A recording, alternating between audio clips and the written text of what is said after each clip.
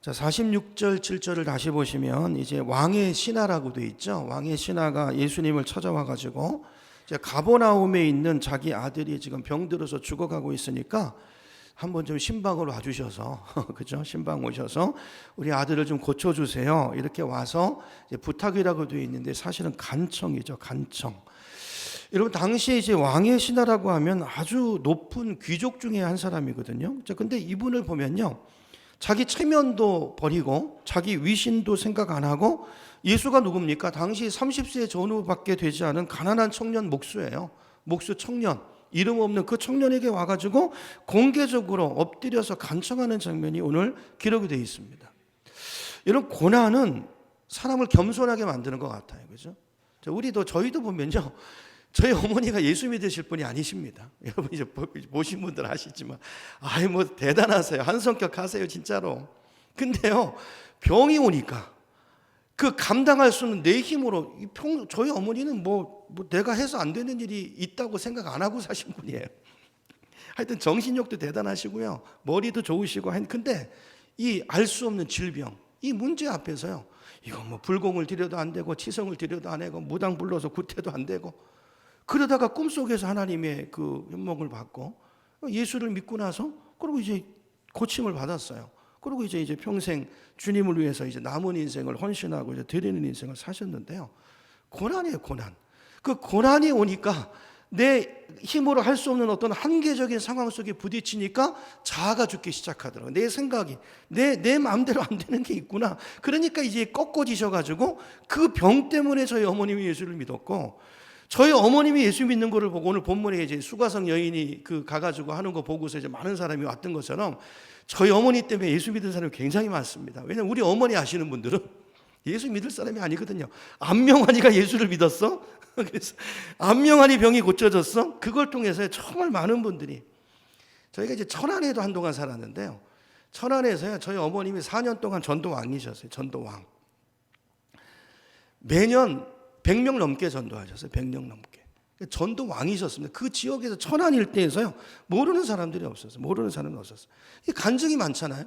한 번은 이제 어디 이제 유명한 부흥사가 오셔가지고 이제 연합 부흥 집회를 하는데, 거기 가셔서 지금 어머니가 기도 제목이 있으셔가지고 막 이제 그거 이제 준비 기도를 하시는 거예요. 저희 어머니는 부흥회 전에도 일주일 준비 기도를 하셨어요. 2끼 금식을 하시고 한 끼 드시고, 그때 뭐 이제 하여튼 뭐 보통은 이제 아주 전끼 금식을 하시는데, 그때 이제 힘든 일이 있어가지고 2끼 금식을 하시면서 준비 기도 하시는데, 이제 부흥회 가시다가요, 갑자기 뚝 했는데 이게 통증이 와가지고 병원에 실려갔는데, 그때 이제 저희 누님이 지금 미국에 이제 사역하시는 누님이 그때 천안 순천향병원에 이제 간호부장으로 있었거든요. 그래서 이제 그 가까우니까 택시를 해가지고 병원 갔어요. 갔더니 이제 정형외과 가가지고 사진 찍고 갔더니 인대가 끊어졌대요. 그래가지고 부흥회 가려고 그러는데, 근데 우리 어머니는 나 가서 은혜 받아야 되는데 지금 바로 수술하자고 이제 간호부장이니까 이제 빨리빨리 해가지고 이렇게 막 없는 것도 스케줄 만들어가지고 하는데, 저희 어머니가 대뜸 하시는 말씀이, 야, 나 수술 안 받는다. 무슨 수술이냐, 나 지금 부흥회 놓고서 내가 일주일을 기도했는데, 야, 시영아, 너 나 업고 교회 가. 그래가지고 제가, 저희 어머니 그때도 등치가 지금 얼마 전에 우리 교회 계실 때 더 크셨어요. 아이고, 제가 죽을 고생하고 어머니 업고서요. 그 계단도 길어요, 그 교회는. 그래가지고 하여튼 그 죽을 고생하고 맨 앞자리 앉히라는, 맨 앞자리. 그러니까 요쯤 되는 자리인데 맨 앞자리 앉히라고 그러시는. 거기 가지고 앉히고 제가 옆에 앉아 있는데, 아이고, 그 암 걸리셨을 때 예배 드리는 거 보셨죠? 대단했어요. 그때는 뭐 그냥 뭐 교회, 하여튼 그렇게 기도하시고 그러시더니 끝나고 나서요, 야, 업어라 그러시더라고요. 제가 이제 업고 또 이제 이거 좀 어떻게 올라가나고, 이제 내려갈 때는 본당이 지하예요. 근데 올라갈 때는 그 계단 올라가야 되잖아요. 몇 계단 올라섰는데, 제가 한 3계단쯤 올라섰는데 저희 어머니가 제 어깨를 탁 치면서, 야, 내려놔 그러시더라고요. 그래서 괜찮으시겠어요? 내려놨어요. 걸어서 올라오셨어요. 그래가지고 엄마 이러시면 안 된다고, 여기서 이러시면 안 됩니다, 어머니. 은혜는 받으셨지만 이러시면 안 되옵나이다. 이래가지고 제가 다시 이제 모시고 병원으로 갔어요. 저도 믿음이 없고 저희 누님도 믿음이 없어요. 하여튼 뭐 엄마 그래가지고 또 뭐 이제 뭐 난리를 쳐가지고 해가지고 이제 갔어요. 사진 찍었는데요, 인대가 붙었어요. 인대가 붙었대요. 여러분 그게 간증이 돼가지고요. 그 해 128명이 왔어요. 전도잔치 때. 그걸로 인해 가지고. 여러분 고난이 사람을 겸손하게 만들어요. 저희 어머니가 평생 자기 의지 가지고 고집 가지고 사시다가 예수를 만난 걸 고집이 꺾여졌어요. 그 다음부터 여러분 온유가 뭔지 아세요? 저희 어머니가 온유한 사람이 됐는데 온유가 사람 앞에서 온유가 아니고 하나님 앞에서 온유한 것입니다. 온유가 뭐냐면 하나님 앞에 내 고집을 내려놓는 거예요. 이 성경에 이제 모세가 이제 지면에 있는 사람들 중에서 가장 온유한 사람이라고 그러는데요.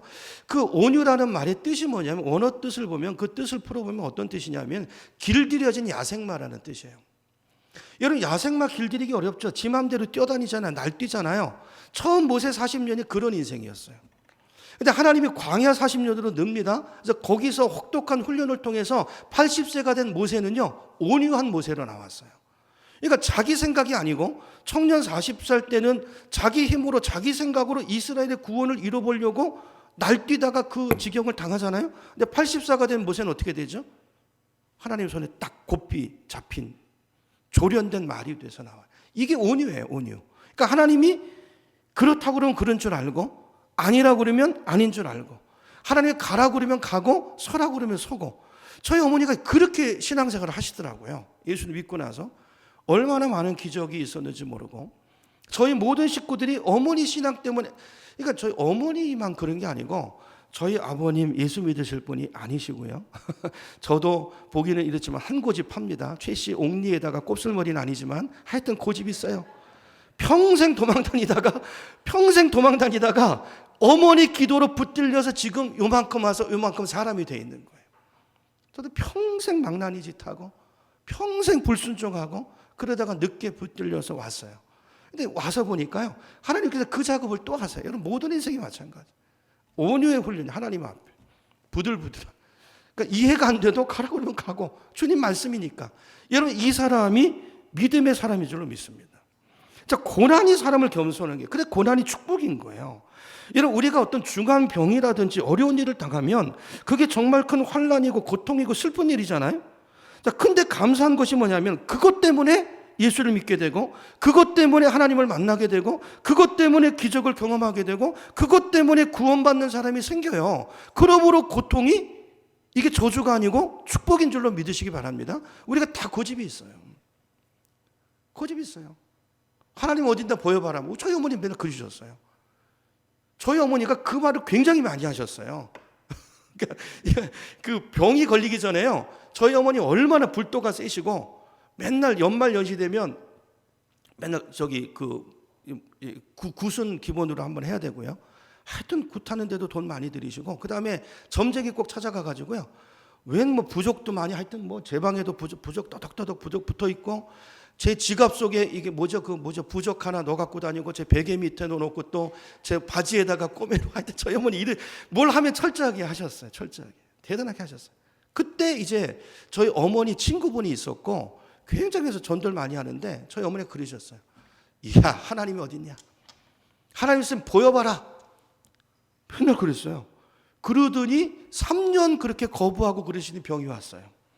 원래도 병이 있으셨지만 그 지독한 병이 오셨어요. 그 고통스러운 너무 고통스러운 그걸 통해서 하나님 고집을 꺾으시고 예수를 믿게 하시고 이제 구원하신 줄로 믿습니다. 이런 중병에 걸린 게요. 이게 어떻게 보면 괴로운 일이고 고통스러운 일이지만 하나님께서 그걸 통해서 구원하시려는 하나님의 섭리가 있어요. 섭리가. 그 유명한 제 존경하는 오카노 목사님의 그 저작 중에요. 그런 책이 있어요. 고통에는 뜻이 있다. 고통에는 반드시 하나님의 뜻이 있습니다. 여러분 오늘 이제 이 고통 가운데서 아들의 문제를 가지고 자식의 문제를 가지고 이제 왕의 신하가 와서 겸손하잖아요. 태도가. 겸손하죠. 자, 그런데 지금 갈릴리 가나에서 지금 아들이 어디서 아프다고요? 가버나움이 있잖아요. 거기 이제 신방 와달라는 거 아니에요? 신방 와달라는 요청을 하려고 이제 이 길을 찾아왔는데 이게요 거리가 80리 길입니다. 우리나라 거리로. 그러니까 32km 정도에 심리가 4km니까. 그 당시에는 도로 사정도 좋지 않았을 때잖아요. 그러니까 그 길을 무슨 뭐 당시 뭐 택시가 있습니까? 뭐 자동 뭐 기차가 있습니까? 그 먼 길을 32km를 신방 요청하려고 신방 와주세요. 그거 하려고 이제 예수님을 만나고 그 길을 이제 걸어서 온 거예요. 자, 여기서 우리가 뭘 알 수 있습니까? 왕의 신하의 믿음이 있었다는 거예요. 그러니까 예수라는 소문, 믿음은 들으면서 나잖아요. 복음을 듣고 믿음이 생겼어요. 아, 예수라면 내 아들의 병을 고칠 수 있을 것 같다. 그리고 또 그분을 여기까지 인도한 거는 뭐죠? 그분을 이렇게 겸손하게 만들고 이 먼 길을 인도한 것은 아들을 향한 사랑이에요. 사랑. 그러니까 믿음과 사랑이 있는 사람이라는 걸 알 수가 있죠. 지금은 안 계신데 우리 오전 예배 때 요즘 계속 나오는 김수남 할머니 따님 되시는 그분이 막내딸이죠. 박정인 전도사님이에요. 우리 이제 점심 때마다 식사 같이 하고 하는데 그분이요 1시간 넘게 여기 대구에서 여기까지 오시잖아요. 주일날 예배 드리려고 전날에 오세요. 여기서 주무시고 그 다음에 하여튼 아버님도 이제 좀 몸이 건강이 안 좋으시고 어머니도 건강이 안 좋으신데 왜 거기서 여기까지 올까요? 부모를 향한 사랑이에요. 어머니를 향한 사랑. 내가 예수를 만났는데 부모님이 예수를 몰라요. 어떻게든지 이제 언제 돌아가실지 몰라요. 두 분 다. 김수남 할머니 막 어질어질합니다. 전에 뭐죠?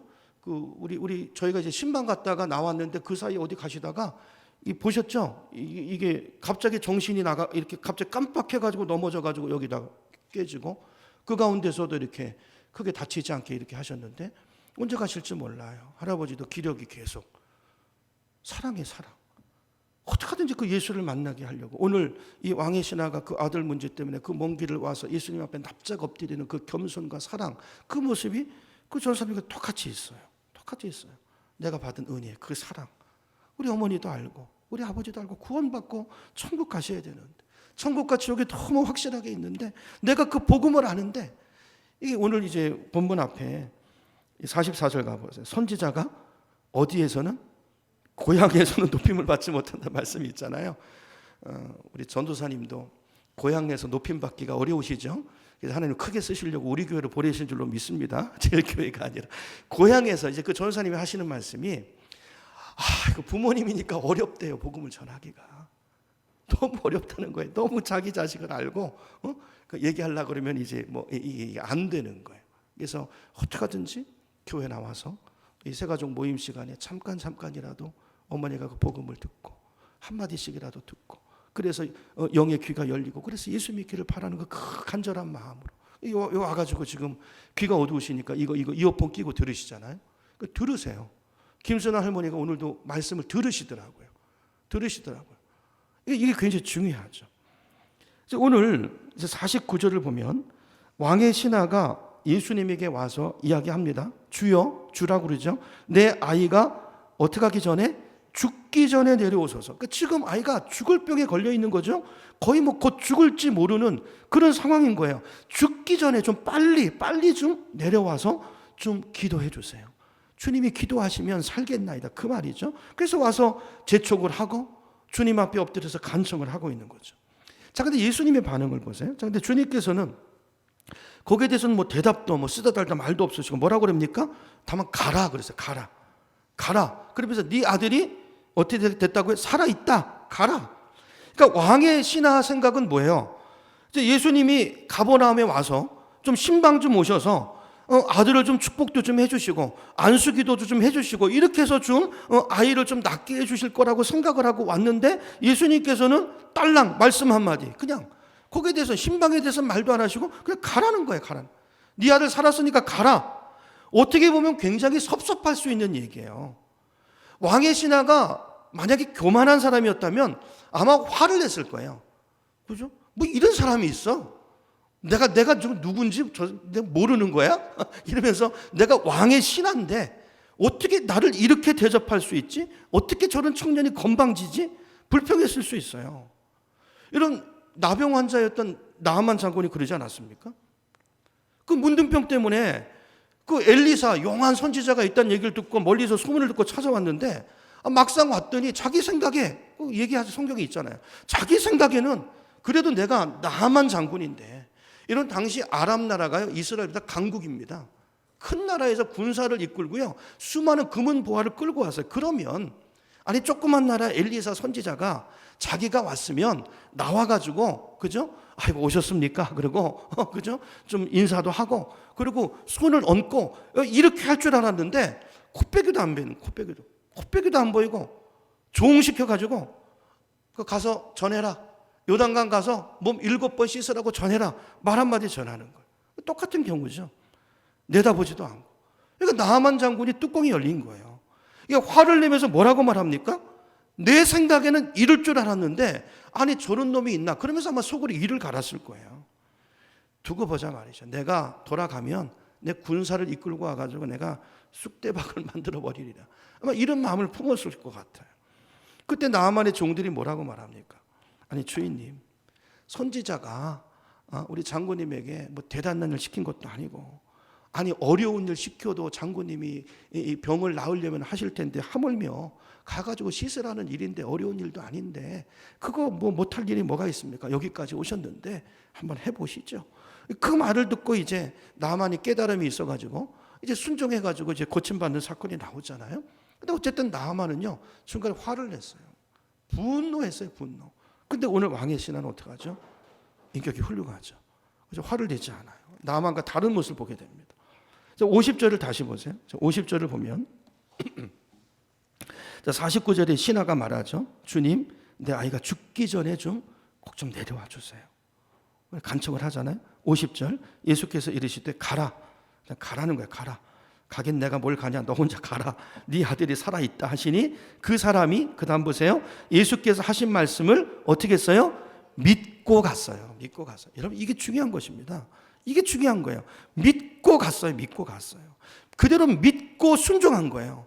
자, 그래가지고 내려가다 보니까 누구를 만나요? 소식을 전하려고 올라오는 종들을 만나죠. 그죠? 그래서 오면서 종들이 아이고 주인님, 주인님, 아드님이 살았어요. 그 소식을 전하는 거예요. 그래서 왕의 신하가 물어보죠. 아니 그 병이 좋아지고 나았을 때가 언제냐? 언제쯤부터 아이가 좋아졌냐? 물어보니까 7시쯤이라는 거예요. 생각해보니까 그 시간이 언제예요? 예수님께서 가라, 네 아이가 살아있다, 그 말씀을 한 그 시간이라는 것을 깨닫게 된 거죠. 여러분 이 사건을 통해서 온 가족이 예수를 믿게 되었다는 이야기가 오늘 본문에 기록이 되어 있습니다. 여러분 오늘 성경이 우리에게 말씀하고 싶은 것이 뭘까요? 주님의 말씀을 그대로 믿고 순종하면 복 받는다는 거예요. 주님 말씀을 그대로 믿고 이해되는 게 아니라 그냥 믿고, 말씀이니까 하나님이 하신 말씀이니까 그 말씀을 믿고 받아들이고 순종하면 기적이 일어난다는 거예요. 성경은 계속 이 말씀을 합니다. 누가복음 17장에 보면 10명의 나병 환자가 나오잖아요. 그분들이 예수님의 소문을 듣고 역시 찾아옵니다. 자, 이것도 이제 동일한 케이스예요. 와가지고 예수 선생님이요, 우리를 불쌍히 여기소서 그랬어요. 뭐 수준의 차이가 있어요. 믿음에 어떤 사람은 선생님이라고 그러고 어떤 사람은 주님이라고 그러고 좀 차이가 있을 수 있죠. 근데 중요한 것은 보세요. 중요한 건 오전에 그 말씀드렸죠. 믿음의 믿음. 겨자씨만한 믿음이라도 그 믿음이 있으면 예수님 뭐라고 그랬죠? 이 산을 들려서 저리로 옮기라고 해도 그대로 된다고 그랬어요. 굉장히 중요한 거죠. 믿음의 믿음. 자, 여기 보세요. 예수 선생님 정도의 믿음이에요. 불쌍히 여기소서. 그랬더니 누가복음 17장으로 한번 가보죠. 누가복음 17장 한번 가보겠습니다. 요한복음 앞에가 누가복음이고요. 위에 보면 장수가 있습니다. 17장으로 가셔서 그 중에서 13절을 읽었고 13절부터 보죠. 13절부터. 자, 13절 보세요. 자, 12절에 보니까 이제 나병 환자 10명이 나오죠. 예수를 만나 멀리 서서. 가까이도 못 오잖아요. 이게 전염병이니까. 가까이 가면 돌 맞아 죽죠. 소리를 높여야 돼. 예수 선생이 우리를 불쌍히 여기소서. 어디서요? 멀리서. 14절 보시고, 어디서 보신 거죠? 멀리서 보시고 이르시되 멀리서 가서 제사장들에게 너희 몸을 어떻게 하라? 보이라. 그죠? 그러니까 예수님께서 어떤 경우에는 나병 환자들 만져서 고치는데 가까이 와서 터치하시고, 그러니까 사람마다 달라요. 주님께서 역사하시는 방법이. 근데 이 케이스에는 멀리서 말씀으로만 하시는 거예요. 아까 백부장도 아까 80리길이라고 그랬죠. 80리길 떨어져 있는 그 왕의 신하의 아들을 향해서 말씀하셨을 때 그 아이가 낫는 역사가 일어나잖아요. 오늘도 이제 멀리서 거리가 있죠. 가서 너희 몸을 보이라 그랬어요. 여러분 예수님이 안수기도 하신 거 아닙니다. 지금 병이 나아서 여러분 제사장에게 가라는 건 뭐예요? 그러니까 나병 환자들이 곧 병이 다 나았을 때 다 나았다는 걸 확인하기 위해서 제사장한테 가는 거거든요. 가서 제사장이 이제 검사해 보는 거예요. 병이 다 나았네? 그러면은 이제 가족으로 집으로 돌아가도 좋다. 그러면 이제 정상적으로 살 수 있는 거죠. 그 절차를 위해서 제사장한테 가라는 거예요. 근데 지금 아무 일도 안 일어났어요. 예수 주님이 무슨 뭐 안수기도 했으면 느낌이라도 있잖아요. 느낌이라도. 근데 멀리서 말로. 그리고 병이 지금 나은 것도 아니에요. 몸이 변화가 일어난 것도 아닙니다. 몸은 여전히 만신창이에요. 근데 마치 나은 것처럼 가서 몸을 보이라는 거예요. 자, 이 말을 듣고 나병 환자들이 어떻게 하죠? 어떻게 하죠? 예수님 말씀을 듣고 그대로 갑니다. 그죠? 그대로 가요. 여기 보세요. 14절 보세요. 너희 몸을 보이라 하셨더니 그들이 어떻게 하다가 깨끗함을 받아요? 가다가. 그러니까 갈 때는 나았어요, 안 나았어요? 안 나았어요. 그럼 나았다는 느낌이 있어요, 없어요? 없어요. 느낌도 없고 증거도 없고 아무것도 없어요. 뭐만 있죠? 뭐가 있어요? 말씀만 있어요. 주님의 말씀. 그럼 말씀만 있으니까 뭐가 있죠? 그 말씀을 믿는 믿음이 있는 거예요. 믿음. 주님의 말씀이 있고 그 말씀을 받는 믿음이 있으니까 느낌도 없고 증거도 없고 표적도 없는데 가다가 뭐가 일어나요? 역사가 일어나요. 기적이 일어나요. 여러분, 이게 말씀의 능력인 줄로 믿습니다. 여러분, 이 말씀으로 없던 것들이 다 있는 거예요. 이게 지금 다 있는 게 주님의 말씀으로 생겨난 거예요. 말씀으로 이 땅에 생겨나고 천지가 지어진 줄로 믿습니다. 말씀이 능력이에요. 여러분, 오늘 이게 똑같은 말이죠. 주님의 말씀을 믿고 순종하다 보니까 기적이 일어났다는 거예요. 여러분, 이 원리를 금년 한 해 여러분 꼭 붙드시기를 바랍니다. 금년 한 해 동안 이 말씀을 그대로 믿고 순종해 보세요. 순종해 보세요. 가다가 복을 받고 가다가 기적을 일어나는 거지, 돼가지고 가는 거는 믿음이 아니에요. 그게 뭐 믿음이에요, 그게. 이 눈에 아무 증거 아니 보여도, 이 귀에 아무 소리 아니 들려도, 이 마음에 아무 느낌 아니 와도 말씀을 믿고 가는 거예요. 그죠? 이게 믿음인 줄로 믿습니다. 주님은요, 이 믿음을 귀하게 여기서 이 믿음을 원하시는 거예요. 이 믿음. 그러니까 이 작은 일들에 우리가 말씀을 순종해 봄으로 이 믿음의 역사를 보게 된 사람이 큰 일에 순종할 수 있는 거예요. 그러니까 주님께서는 매일매일 우리에게 우리가 믿음으로 매일매일 순종할 때마다 매일매일 이런 기적을 주시거든요. 여러분, 이걸 체험하고 사는 인생과 그렇지 않은 인생은 이건 전혀 다른 인생이죠. 여러분, 예수님은 동일하신 주님이세요. 이 주님과 주님이 저기 거리가 멀어가지고 역사 못하시는 주님이 아니고, 이 주님이 우리 안에 와 계신 그 주님인 줄로 믿습니다. 마태복음 18장 19절에 보면요, 찾아보겠습니다. 마태복음 18장 19절로 갑니다.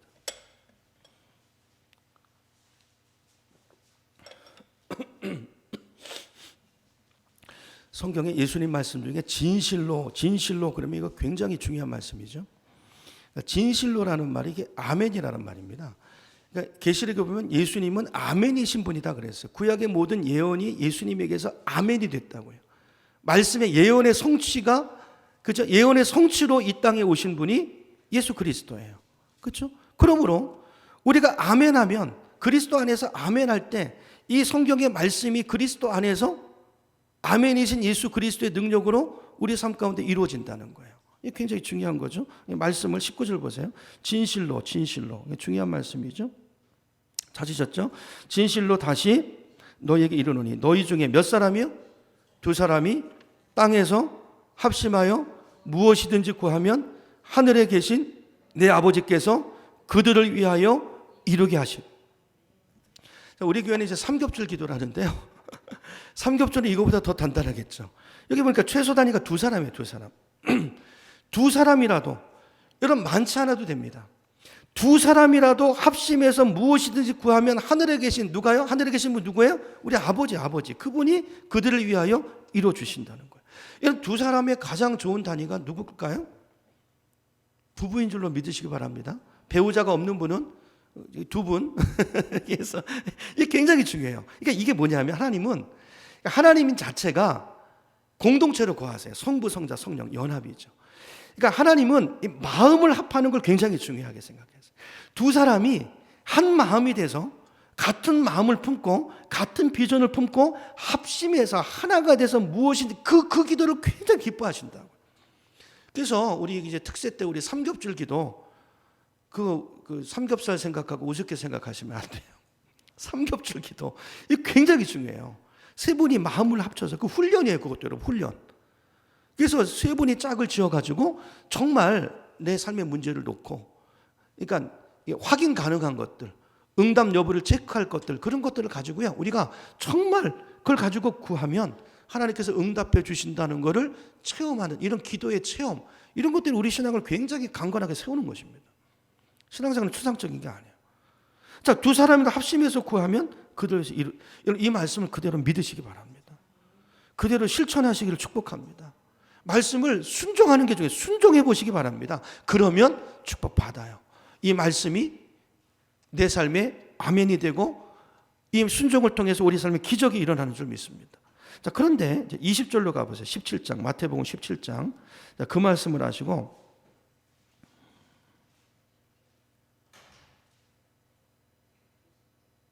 17장 제가 잘못 기록했네요.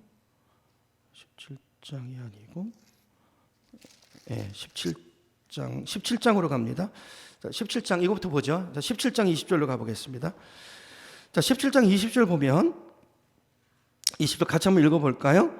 이르시되 너희 믿음이 작은 까닭이니라. 진실로 너에게 이르노니 만일 너에게 믿음이 겨자씨 하나만큼만 있어도 이 산을 명하여 여기서 저기로 옮겨지라 하면 옮겨질 것이요 또 너희가 못할 것이 없으리라. 자, 이게 보면요 이제 아까 그 말씀과 이 말씀으로 보죠. 누가복음 말고 또 찾아야 되니까. 자, 이 20절로 보면, 자, 여기 보면 믿음이 얼마만큼만 있어도 너에게 믿음이 겨자씨 여러분 보셨나요?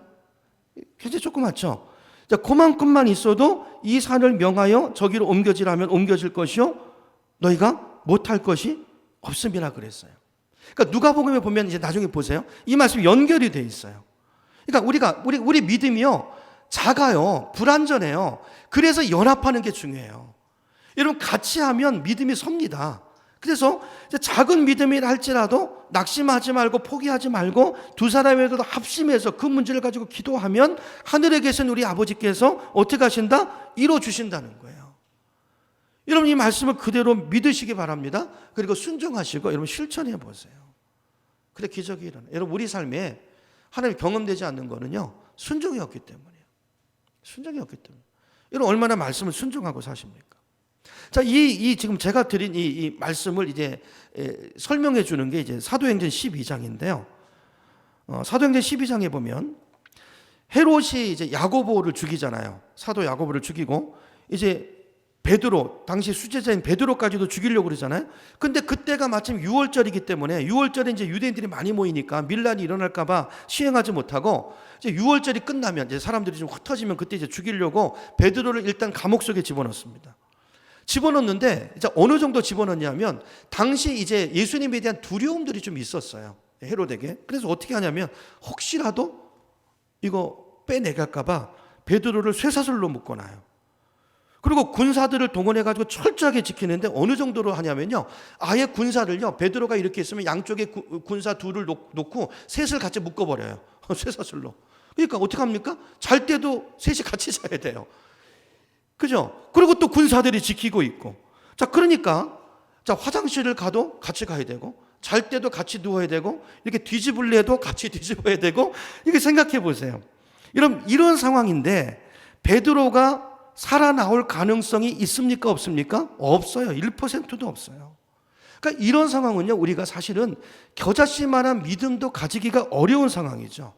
자, 그럼에도 불구하고 성경에 보면 당시 성도들이 어떻게 합니까? 마가 다락방에 모여가지고 이 베드로를 살려달라고 밤새도록 기도하잖아요.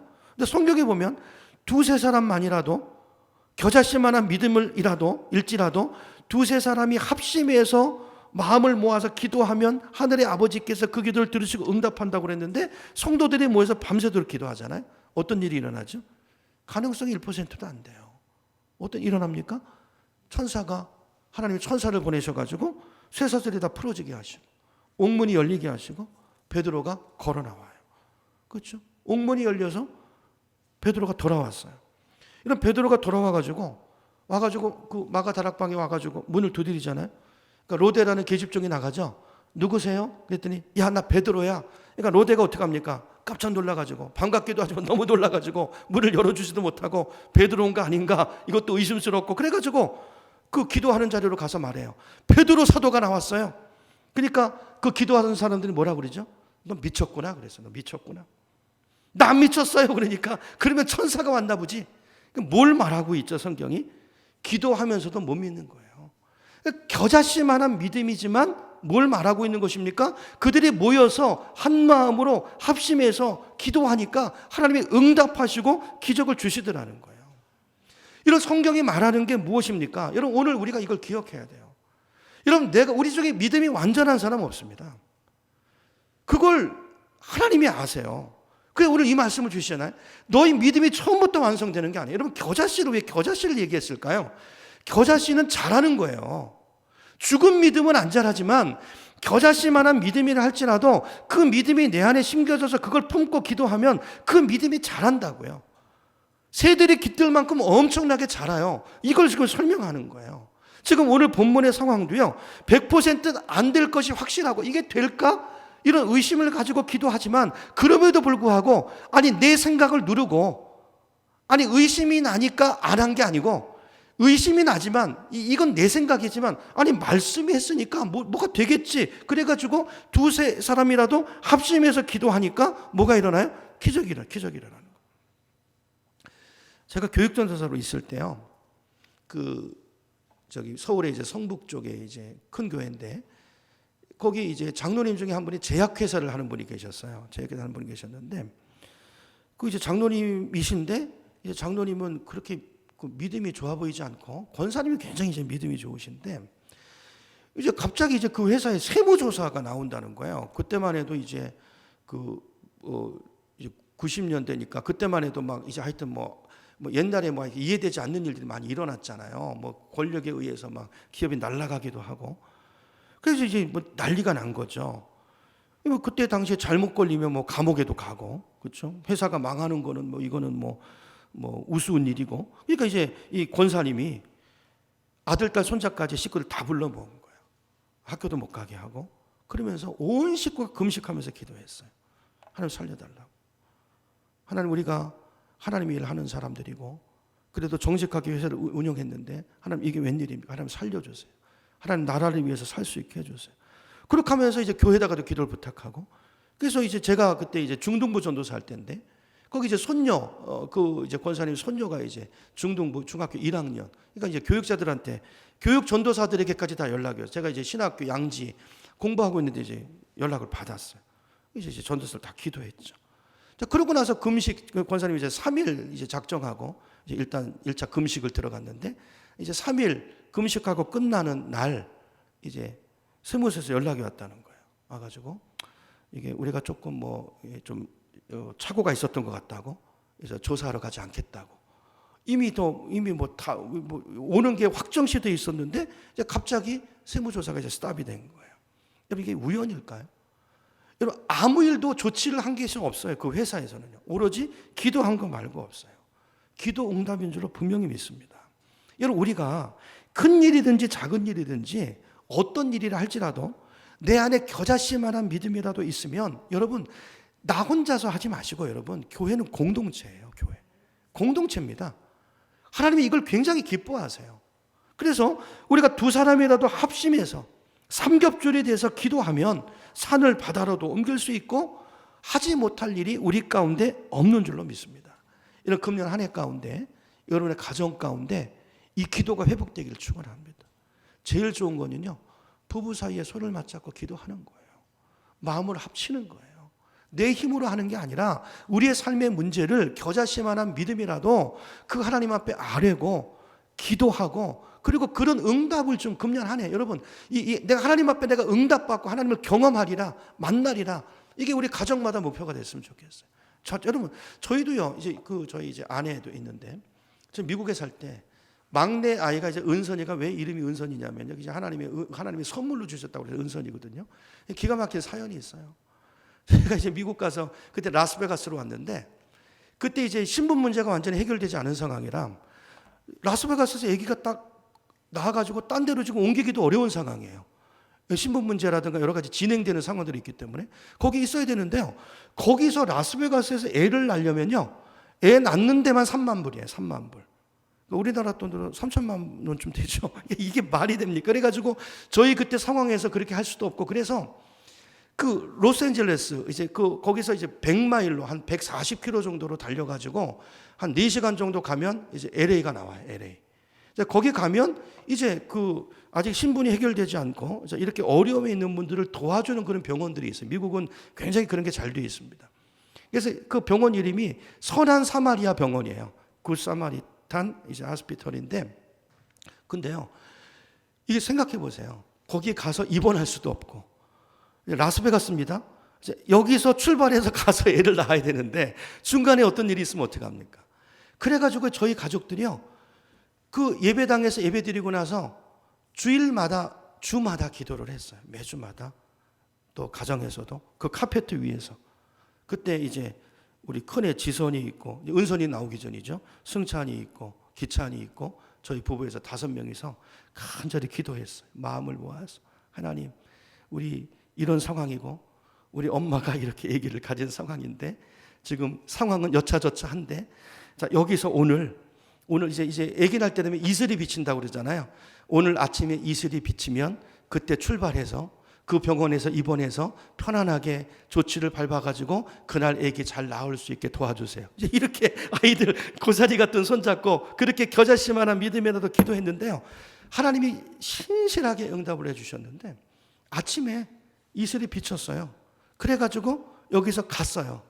갔더니 이렇게 다 조치를 해가지고 입원하고 너무 편안한 환경 속에서, 한국이랑 달라요. 미국이 얼마나 인격적으로. 그러니까 우리는 이제 막 분만실에 가서 이제 전에만 해도 이제 아기를 낳잖아요. 그러면 산모들이 가가지고 거기서 이제 대기하는 동안에 그게 더 고통스러워요. 옆에서 막 소리 지르고 막 애 낳는 소리 들으면서 막 이러면서, 이게 보통 스트레스가 아니잖아요. 근데 거기는 이제 딱 갔는데 그 독방 병실을 하나 딱 준비하더니 거기서 스태프들이 다 와요. 분만실이 있는 게 아니고 스태프들이 와서 그 자리가 분만실이 돼가지고요, 의사도 몇 명이 붙고 간호사도 몇 명이 붙고, 이제까지 아이 낳은 아이들 중에서 가장 편안하게, 가장 쉽게 순산해가지고 은선이가 나왔어요.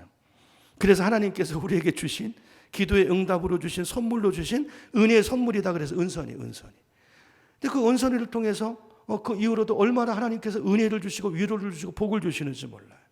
여러분, 말씀이에요, 말씀. 여러분, 우리 가운데 이런 체험이 금년 한 해 동안 많아지기를 축원합니다.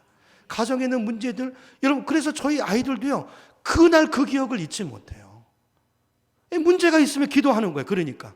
그러면서 계속 그 하나님을 만나고 그 은혜의 체험들이 쌓이면서 믿음의 사람이 되어져 가는 것이죠. 이런 신앙생활은 가르치는 것이 아닙니다. 보여주는 것이고 경험하는 거예요. 그렇죠? 금년 한 해 동안에 여러분 가정의 기도 제목들 다 이런 방법으로, 그렇죠? 하나님의 응답을 경험하는 그런 한 해가 됐으면 좋겠어요. 여러분, 성령도 누가 받는지 아세요? 주님의 말씀을 듣고 그대로 순종한 사람들이 받아요. 이제 마지막으로 한 군데 찾아볼게요. 사도행전으로 가볼게요.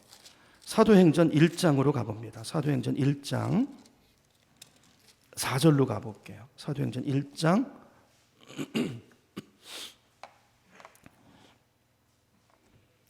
1장 4절 5절을 제가 읽어볼게요. 사도와 함께 모이사 그들에게 분부하여 이르시되, 분부하여 말씀이죠. 예루살렘을 떠나지 마. 내게서 들은 바 아버지께서 약속하신 누구죠? 성령님을 기다려라. 떠나지 말고 성령님을 기다려라. 여러분, 이게 쉬운 일이었을까요? 쉬운 거 아닙니다. 그렇죠? 당시 예수 잔당들을 잡아 죽이려는 당국에 엄청난 이게 있었어요. 기다리라. 누가 성령을 받죠? 이 말씀을 그대로 순종한 사람들이에요. 떠나지 말라고 말씀하신 그 말씀, 성령이 오실 때까지 기다리라는 그 말씀, 그 성령을 받기 위해서 오직 기도에 힘쓰고 그 믿음을 가지고, 겨자씨만한 믿음이라 할지라도 순간순간 의심이 찾아온다 할지라도 주님이 하신 말씀이기 때문에 그 말씀을 붙들고 끝까지 순종의 자리를 지키고 있었던 그 사람들이 오순절 임하신 불같은 성령을 받은 줄로 믿습니다. 이게 제 말이 아니고 제 추측이 아니고요. 성경이 그걸 해석하고 있어요. 사도행전 5장으로 갑니다. 사도행전 5장. 사도행전 5장 32절로 가볼게요. 사도행전 5장 32절입니다. 같이 읽어볼까요? 우리는 이 일의 증인이요 하나님이 자기에게 어떻게 하는 순종하는 사람들에게 주신 성령도 그러하니라 하더라. 누구에게 주셨다고요? 자기에게 순종하는 자들에게 주신 성령이에요. 순종 없는데 어떻게 성령이 와요?